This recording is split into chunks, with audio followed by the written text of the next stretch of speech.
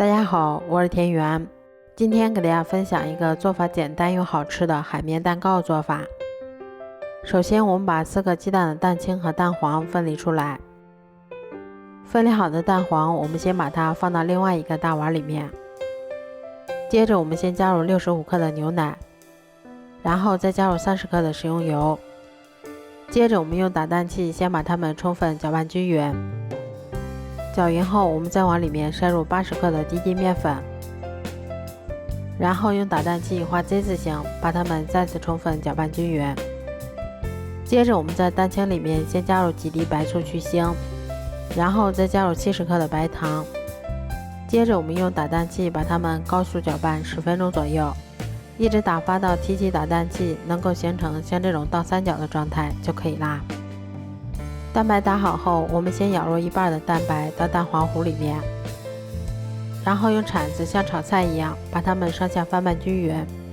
这一步我们不要画圈搅拌，以免消泡，影响成品的蓬松。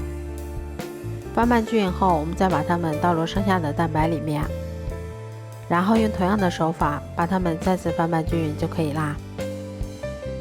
面糊调好后，我们先舀入1勺蛋糊到小碗里面，然后再加入3克可可粉，接着把它们充分搅拌均匀后放到裱花袋里面备用。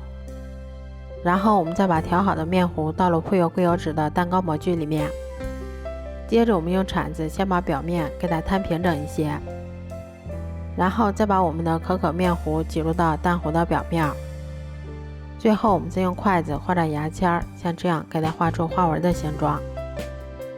接着我们再把它放到烤箱里面，烤箱中层上下火130度，烤50分钟左右就可以啦。